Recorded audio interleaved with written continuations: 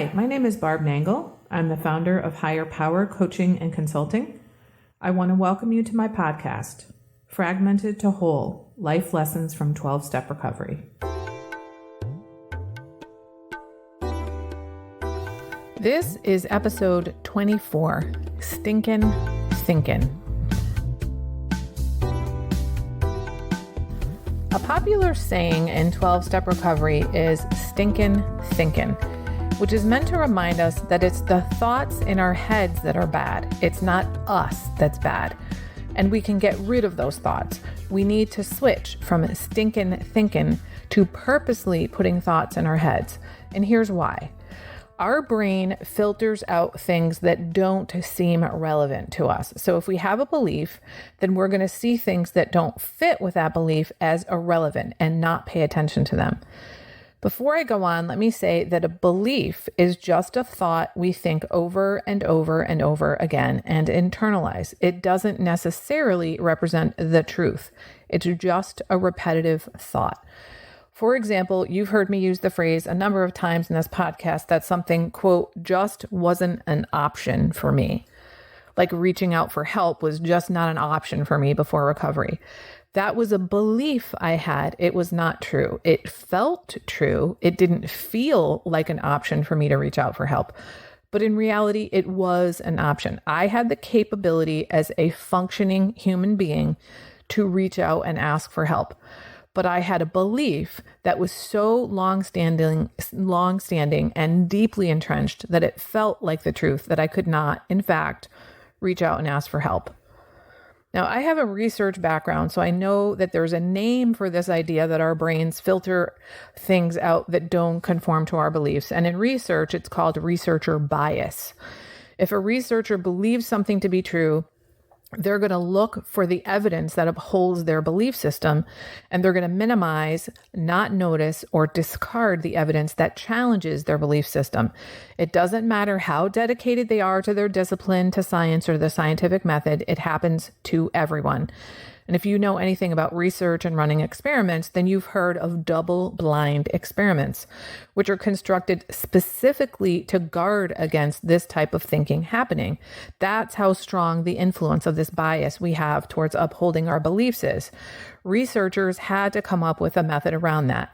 Briefly, double-blind experiments are experiments where neither the researchers nor the participants know which participants are getting the experimental treatment and those that are not. And it's called double because it's both the researcher and the subject. And it's called blind because they don't know. They are blind to the conditions of the experiment and who is getting it. This is done to prevent researcher bias. That's how much of a problem personal bias is, that even people who are doing scientific research allow their beliefs to determine what to pay attention to and what they ignore.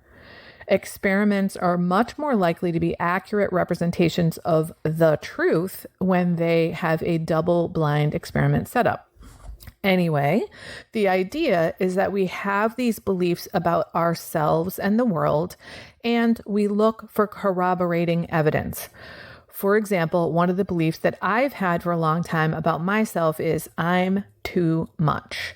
And what's interesting is that in completely different circumstances with completely different people, the conclusion that I have made about something that seems difficult for me or didn't come out the way I wanted it was because I'm too much. I decided that that was the reason, and I found the evidence to support that I'm too much. Now that I'm in recovery, I've learned to really see what's going on inside of me and to see my thought patterns. I can see that I have believed that and then looked for corroborating evidence that I'm too much for my entire life. You may recall from previous episodes that I've said that one of the really cool and interesting aspects of my recovery has been that I can look back in the past and realize that here's what I was doing, here's what I was thinking, and here's what my motives were. Even though I was completely blind to all those things at the time, I can see them with crystal clarity now. This is astonishing to me because clearly on some level, I knew what was going on at that time. Otherwise, how would I know it now? My experience of most people in recovery is that they're much more likely to think I'm a piece of shit, or I'm never going to recover, or everybody hates me, or nobody likes me, or I'm not worthy of love. All kinds of things that indicate a really, really horrible self-concept, really, really low self-esteem, which is the opposite of what I thought. But the principle still holds that we believed, or maybe even currently believe, things about ourselves that are simply not true. Then we look for evidence to support that belief. So I want to challenge you to start examining your thinking and pay attention to all the times and places that you see things that happen in the external world, whether they're just circumstances that involve complete strangers or people that you love, and you interpret those to mean the same thing every time, which could be, see, I am a piece of shit, or see, I don't deserve love, or see, nobody likes me, or I'm never going to recover, I'm not capable of recovering, and all that sort of thing.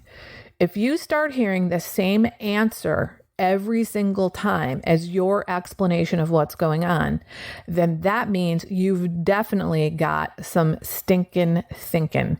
And that thinking can change. The thing about your brain is its job is to think. You don't have to think the stuff that's been programmed in there, however. I was listening to a podcast recently, and this guy said something that fucking blew me away. I may have already mentioned it here, but it's worth mentioning again, even if I did say it before. He said, I talk to my brain more than I listen to my brain. Now, let me just pause for a moment to let that sink in. I talk to my brain more than I listen to my brain. So that guy understands what I've also come to understand as a result of my recovery, which is that I had this loop going on in my head that tells me I'm too much. Instead of listening to that now, I talk to myself all the time and tell myself good things. This is what affirmations are. And this is why I came up with the one in particular that I mentioned in episode 5 on affirming ourselves, which is, I am just the right amount of everything. For me, that affirmation is the antidote to I'm too much. I want to say something further about that, and that is that my thinking that I'm too much is really just the other side of the coin for those of you who think you're not enough. It's the same thing, just in a different direction. And that thing is, I'm not the right amount of whatever. I am a changed person as a result of my recovery. The riverbed of my life has been dug up and redirected. And a big part of that has been that I've challenged and changed my stinkin' thinking. That doesn't mean I don't have those thoughts anymore, but I have them way less than I used to.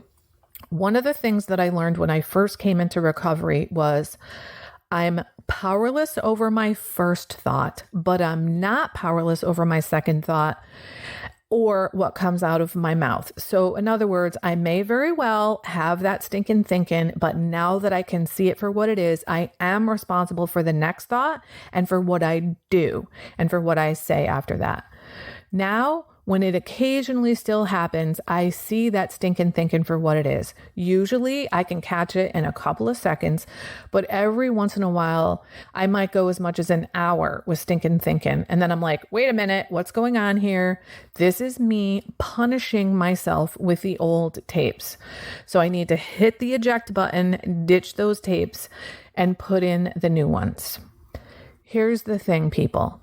You were created on purpose. You were created on purpose, and you are not here to suffer. But no one is going to rescue you.